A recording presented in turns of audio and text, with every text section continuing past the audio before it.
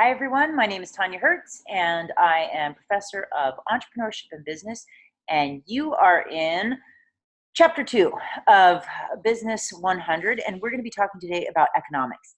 Okay, so let me go ahead and share with you my PowerPoint for economics. You should be able to see this here. It will have missing blank spots in your PowerPoints, which as you follow along, go ahead and fill out those blank PowerPoint slides. And let's go ahead and start by talking a little bit about what economics actually means. So economics is based on the study of the economy. The economy is the financial and social systems of how resources flow throughout society, and economics is the study of those resources and those systems.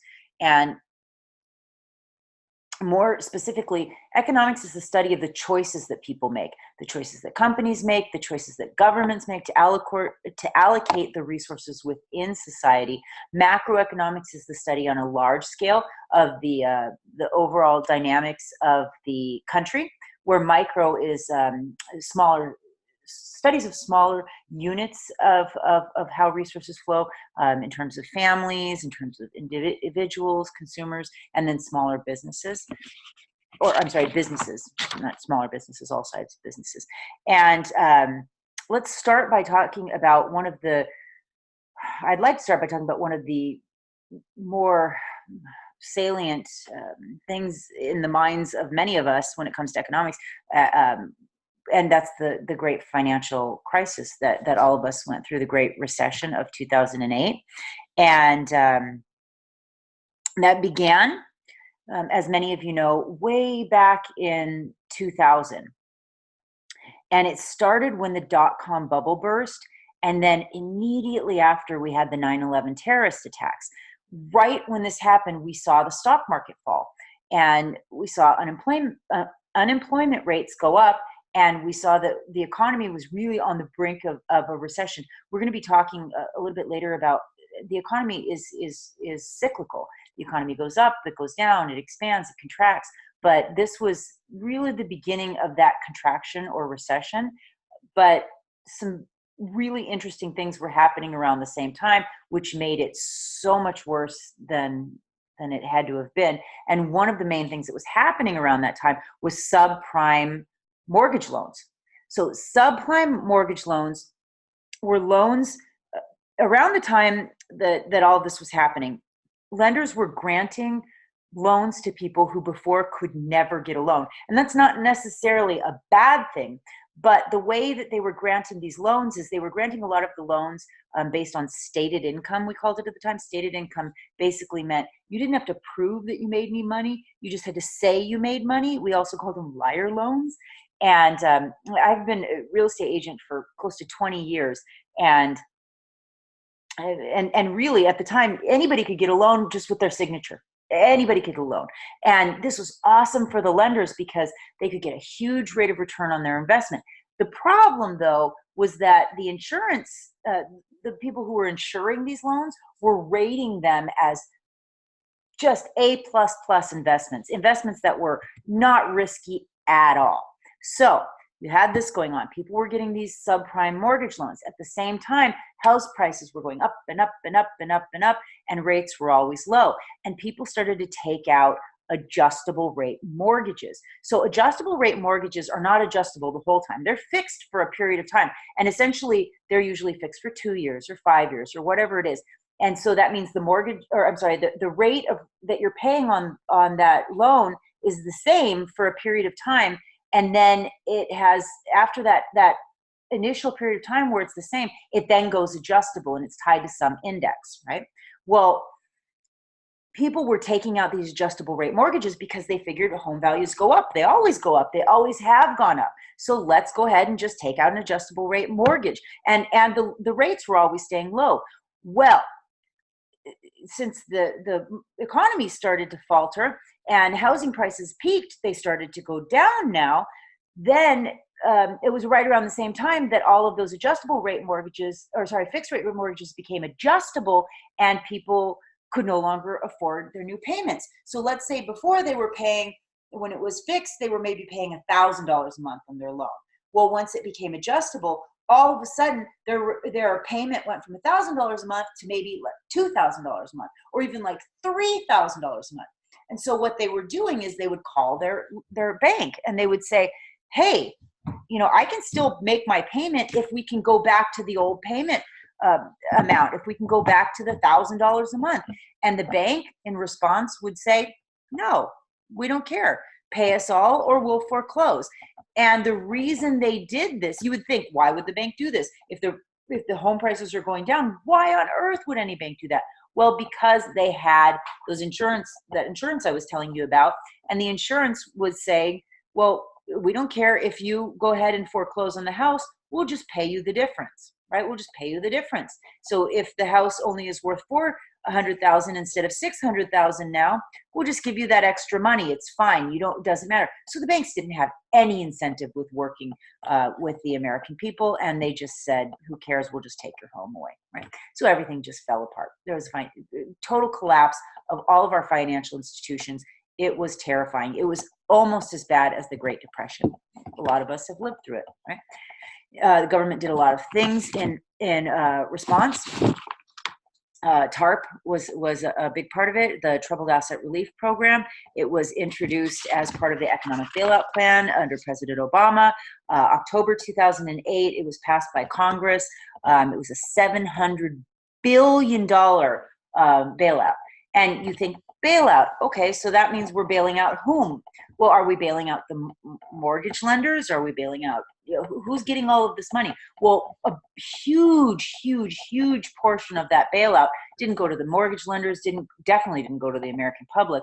Who it went to was to the insurance companies. Those insurance companies that were writing those insurance policies saying that this is a safe bet to lend on, and we'll be paying you back. Well, they were having huge losses. So a big portion, almost half of the money went to them. Almost half the money went to, well, not half, I guess, about half the money went to banks and insurance companies. And a large portion also went to the auto industry. It was a Hail Mary time, but we recovered, and we're still technically, in slow recovery mode from that horrible. You hear it called many things: the global economic crisis, the Great Recession. It was scary times for many of us. There have been things set in place because of that. I have some notes.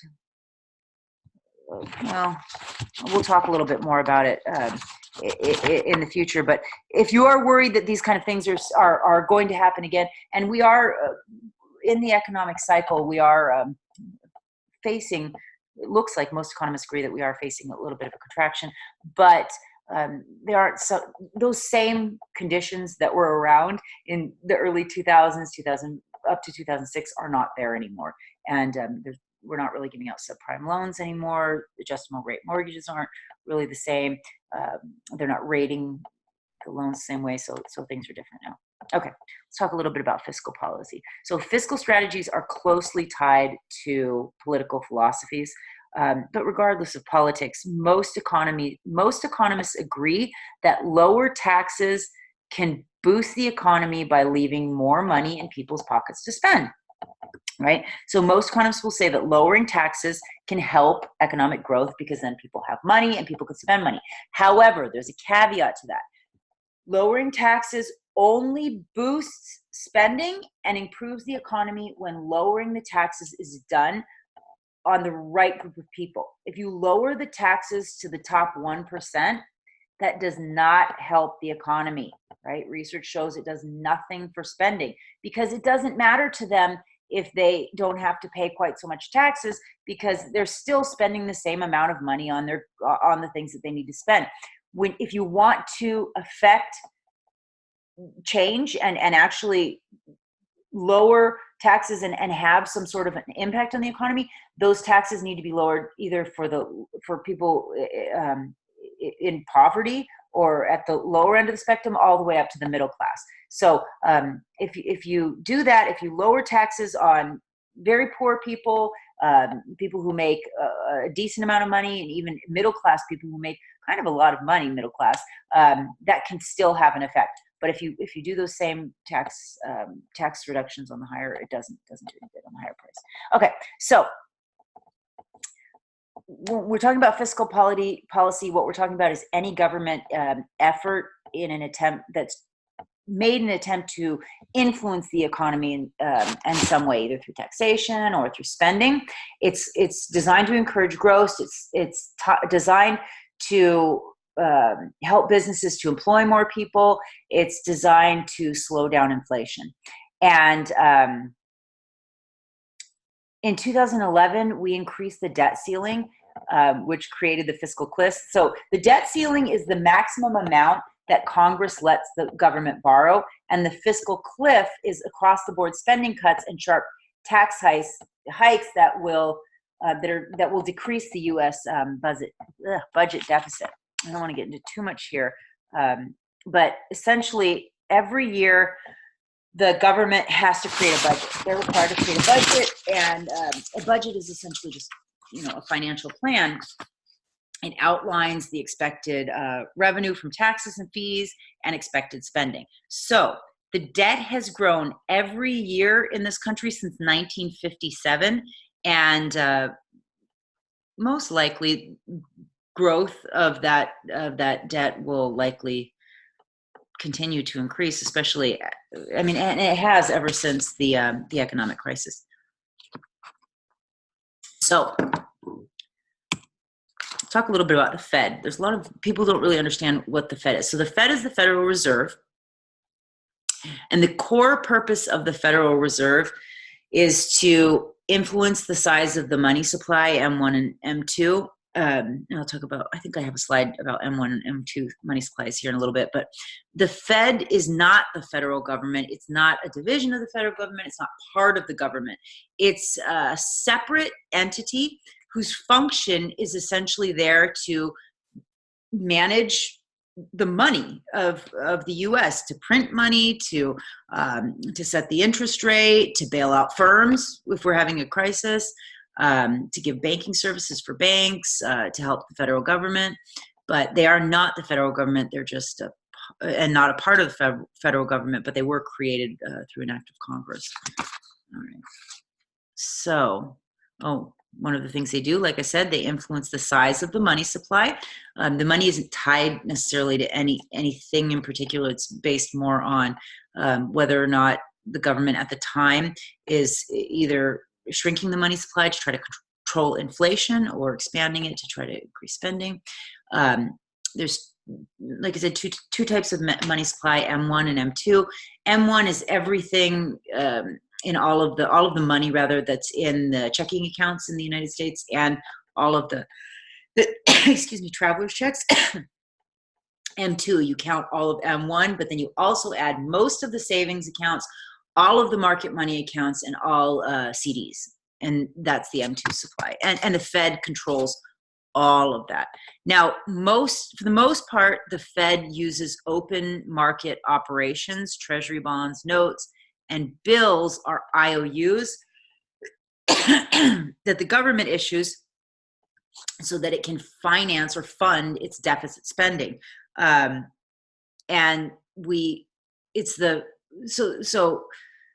Open market regulations are regulated by the Federal Open Market Committee, but they're issued by the Federal Reserve, right?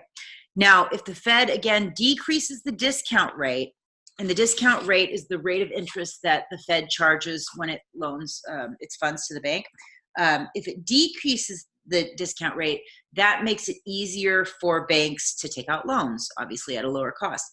It also reduces the rates on bank loans, thus stimulating the economy as people are more likely to borrow money and spend money. And the reserve requirement, is a rule set by the Fed, which specifies the minimum amount that the bank is required to hold.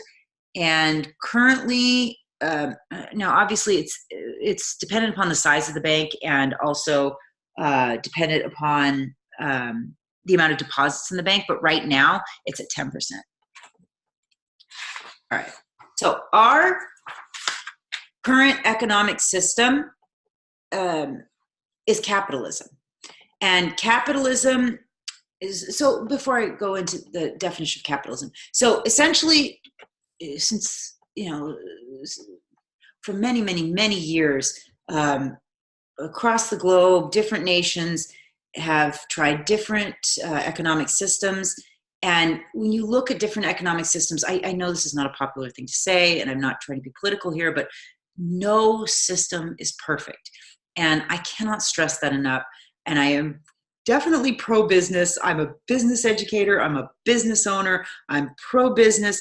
But that said, there are issues with every single economic system. So even capitalism. Now, capitalism is the economic system that we use, although we really are really in a mixed system, because nobody uses a pure economic system. It's not possible to have a pure economic system. Like I said in chapter 1, if you had a purely capitalistic society, that would mean that there is absolutely no government ownership, right?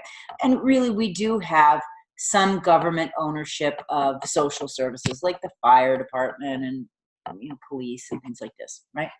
But in capitalism, the kind of capitalism is cool, because capitalism, we have private ownership, we have economic freedom, we have fair competition, and prices are not set by the government. Prices are not set by anyone except for consumers, right? Consumers and businesses together set prices. The invisible hand of competition is what lets us know how much we should charge for things.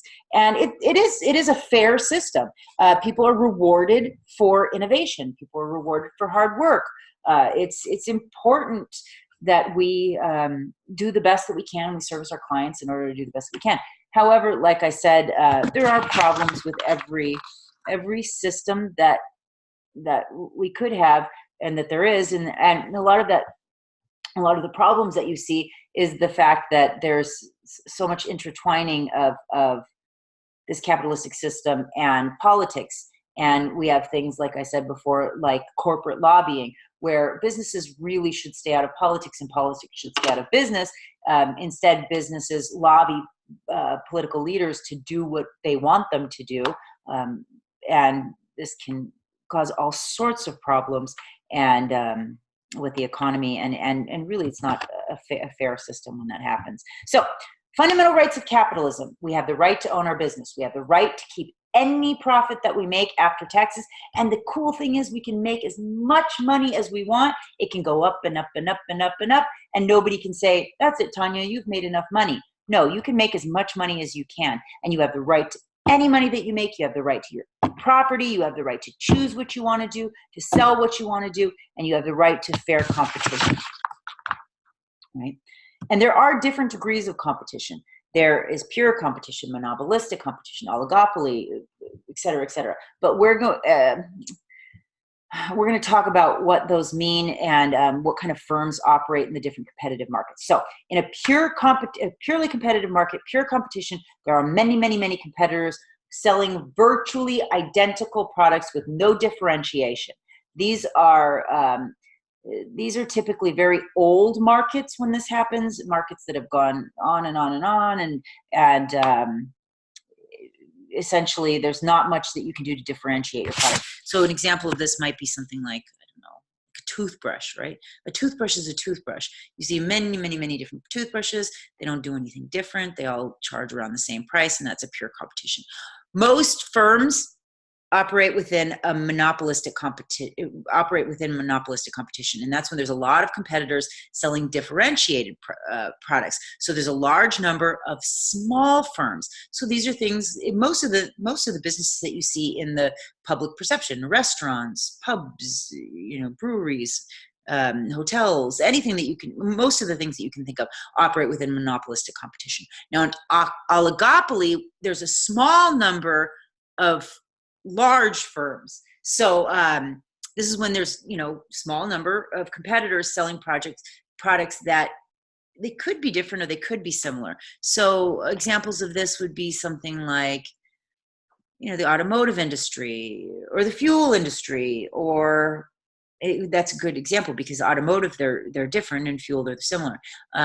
Or the soft drink industry, tobacco, et cetera, right?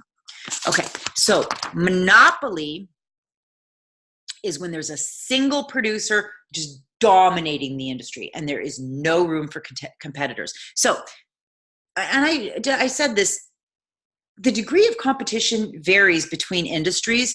And in pure competition, it ensures that, like, a sole producer doesn't control the entire price of the market, right? That there's because competition sets the price, and the more competition there is, the lower the prices get. And monopolies tend to be bad for economies. They tend to hurt economies, and that's why most economies are illegal under, like, the Sherman Antitrust Act, the Clayton Antitrust Act, et cetera, et cetera. Sherman Antitrust Act was the first one in 1890. Clayton was 14, I think. Yeah, 1914.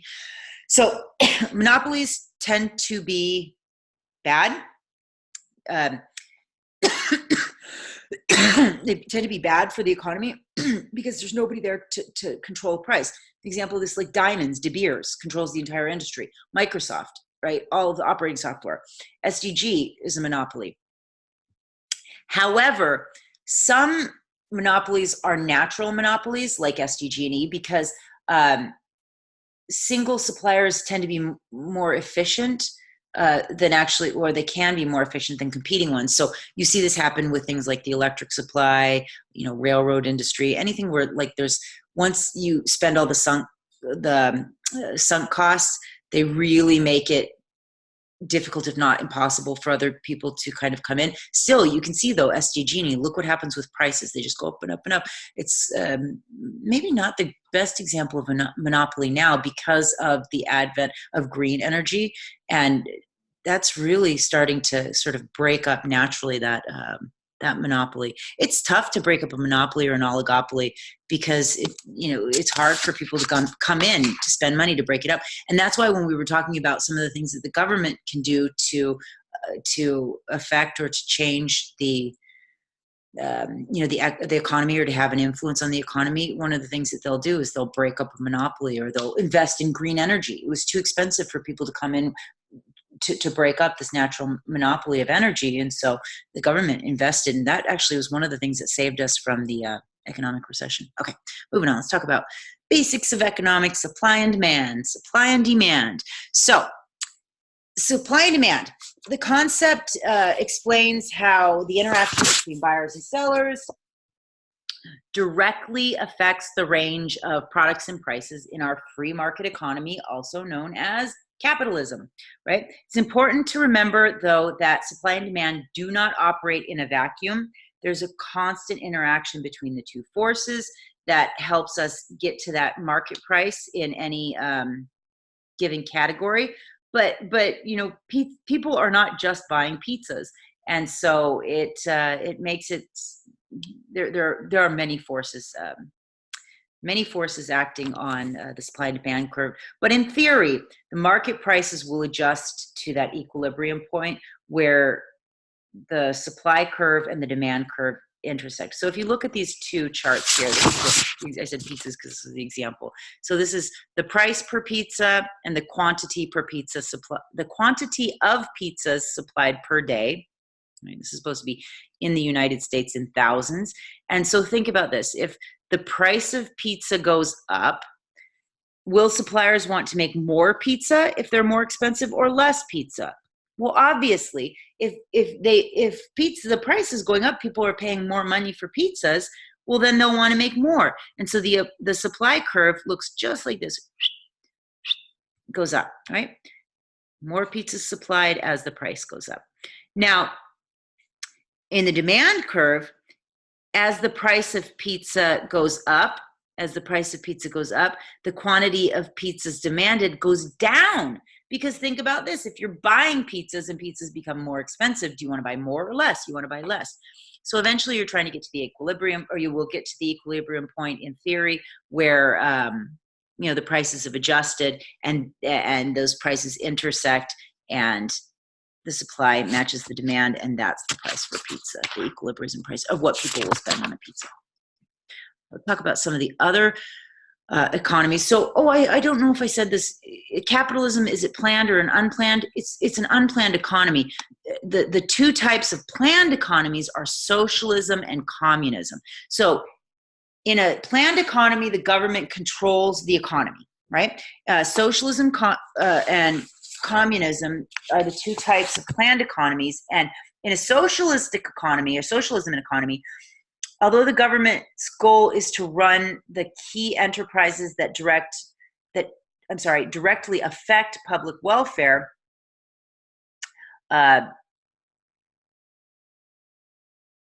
sometimes it doesn't always work that way. So there are inefficiencies, there's corruption, and that can lead to that not totally working. So just like I said before with capitalism, no system is perfect. Now, communism is a system which was introduced by Karl Marx in the Communist Manifesto, and it calls for public ownership of all enterprises, and there's a strong central government where they look and they see what is it that people need, and we'll produce it, we'll find ways or direct ways of production, the methods of production, and we'll tell people how much to charge, and we'll control everything. Again, it doesn't work. Soviet Union, North Korea, Vietnam were all communist countries, and how well did they do? They definitely didn't thrive. I do want to say just a personal experience with just seeing how none of the systems by themselves in their pure form work. I remember when I was very young, I went out to South Dakota and I visited a Mennonite colony. So the Mennonites are very similar to, what's the other name of the Brett Mennonites are like the, I'll think of it. So I visited this, it's basically a small communistic society that operates within our government, within the confines of the United States. And if you think of it, let me know. Amish. The Amish, thank you very much. Very, very similar to the Amish community, thanks. So I visited the Mennonite colony, and they're a small little communistic society here in the United States. And they, even in their little small experimentation community, they had people who would make these homemade rugs out of old clothes, ripped up pants and things, and then sell them on the side and say, please don't tell anybody that you're buying these from us, because we don't want to share that we're operating outside of the communistic system. And I thought that was always really interesting. So none of the systems are perfect. We know that. Okay. So we operate within mixed economies, right? No economic system will be able to fulfill all the needs of the citizens. This is why almost every country opts for a mixed economy, right? We have some socialistic programs here in the United States. Can you imagine if you had to, if your house is on fire, you call the fire department, can you please put out my house? Well, you can't afford it, call someone else, call another department, right? That's why we even here operate within a mixed society. Now, that also means that even in socialist societies, or even in our capitalist society, things that used to be government owned are turning to privatization. And the thought was essentially that, well, since businesses are good at figuring out how much to charge and how to do things and how to operate and how to do things for less expensive, maybe we should turn things over like the prisons to free enterprise, or our water system like they did in Flint, Michigan, or some of the roads or railroads. Let's turn them over to private, right? I've heard some economists call this the death of the middle class. Because of that less government spending, that privatization, it really has, in a large part, ended a lot of those middle class public sector jobs that were high paying jobs. And they've disappeared. And there are problems with privatization. I think all of us saw what happened in Flint, Michigan, and beyond that, look what happened with the prisons. Look at our prison system today because of the privatization. So, mixed economies. There we go. Okay. Moving on. So let's talk a little bit about the GDP. The GDP is the total value of all of the goods and services produced within a nation's boundary in a basket. We call it a basket of goods and services, which is essentially what what people buy on a in a daily, weekly, yearly basis, right? When we calculate the GDP, you don't take into account any illegal activities. You don't take into account anything that's not reported to the IRS. And so it might not be totally accurate, but essentially we use this to measure the economic health of the country. It measures the performance here in the United States. We can compare that then to countries around the world. And one other thing that we look at to evaluate whether or not we have a healthy economy is we look at the unemployment rate. See, the unemployment rate is the people in the labor force, a part of the labor force who are over the age of 16, who do not have jobs and who are actively seeking employment. So you hear a lot of people saying, we don't count unemployment right. Unemployment isn't correct because we don't count all of the people who are unemployed. Well, of course we don't count all the people who are unemployed. Should we be counting children? Should we be counting people who are retired? Should we be counting people who don't want to work? Probably not. So, and beyond that, can we count every single person? No, it's not possible. So what we do is we count every single month. They reach out to 60,000 households, and then we contact them and we ask them who's working, who's seeking work. And some of the things can also have an effect on that overall unemployment rate, and that also might not give the total picture. Like frictional unemployment, for example. So frictional unemployment is, sometimes we call this frictional unemployment, it can be thought of as almost like good unemployment sometimes, because it's not really real unemployment, because it's when people aren't employed because they're trying to get a better job. So you see this sometimes with people who, let's say you just graduate and you get your associate's degree, and so you stop working at Starbucks because you know you're going to be getting another better job at XYZ company. That would be frictional unemployment. Now, structural unemployment is not good, because that tends to be longer term, because it's unemployment that happens when your skills just are no longer relevant. I remember when this happened with travel agents. There are a lot of people who are working as travel agents. Imagine you went to school, you got your degree, you studied travel agent, you've been working as a travel agent for 20 years, and now who hires a travel agent? Nobody. That's structural unemployment. Cyclical unemployment is unemployment that has resulted because of the natural, we'll talk more about it later, but the cycle of unemployment when we're in a recession, the economy has shrunk, and so businesses have laid off people. Bad, because businesses have laid off people. We call that cyclical, and we'll talk more about it in a little bit. But even though we know that the economy operates in a cyclical fashion, it's still not totally predictable. Seasonal unemployment can be good or bad, but it always will skew the numbers a little bit. So seasonal unemployment is just any unemployment that's related to the time of year. So for example, I might be counted in the unemployment rate if you talk to me during last month. Talk to me in July. I'm unemployed, right? I'm not teaching a class in July. I'm sitting on a beach in Italy, right? I'm having fun. I'm technically unemployed, but it's because of the time of the year, or because I'm a professor, right? Or you might talk to somebody who teaches ski instructor, and they're going to be unemployed, during the summer as well. I'll give a summer example. I was trying to think of a winter example, but you get the idea. So, like I said, the economy does expand and contract, and it happens cyclically. However, that does not mean that it's totally predictable.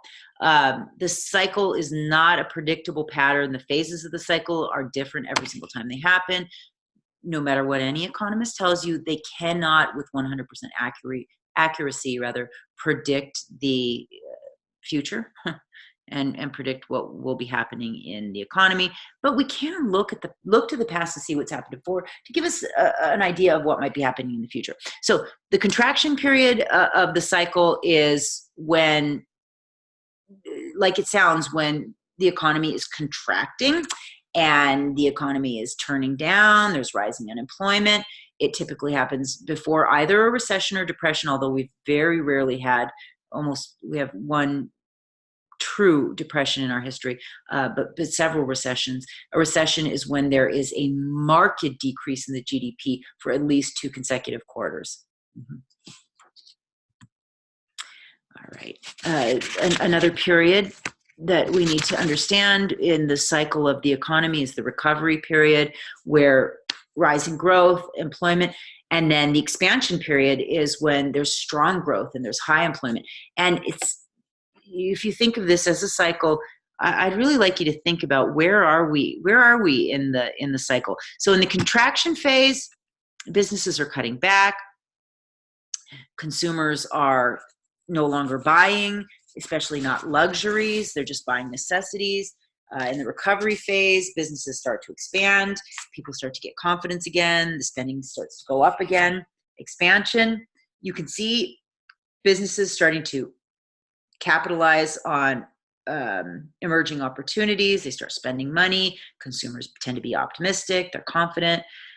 Fuels purchasing, and then feeds into production, which in turn you'll see more hiring. So the unemployment rate is really low. So it's difficult even just to see, like, what stage are we in? I'm not going to tell you. You figure that out. What phase of the economic cycle are we in?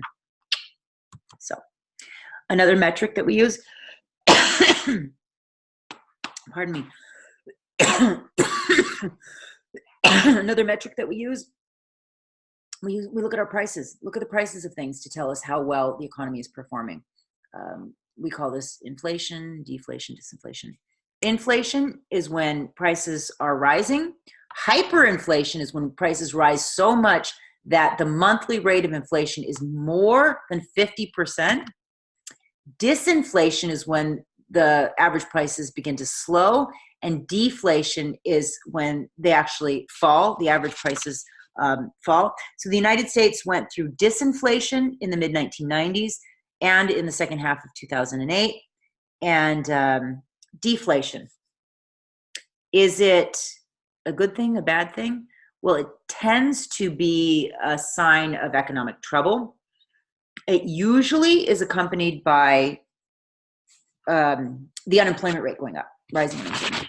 All right, so another way that we look at the health of our economy is we look at leading indicators, leading economic indicators. So the 2 indices that we typically look at to evaluate inflation is we look at the CPI and the PPI. The CPI is the Consumer Price Index, which we'll look at, oh, sorry about that. Wake up. Which will look at the change. Well, it looks at the change in the weighted average of the basket of goods, and the PPI looks at producers, and it looks at the change in the weighted average of wholesale prices. We'll also look at productivity, and productivity is the relationship between the production of goods and services and also the resources required to produce them. However, one thing I need to just kind of caveat say in there, higher productivity does not necessarily indicate higher quality. And I yawned at the appropriate time because we're done with those slides there. So let's go ahead and go back here. So thank you so much for watching. That's the end of chapter 2. I'll see you all again in chapter 3.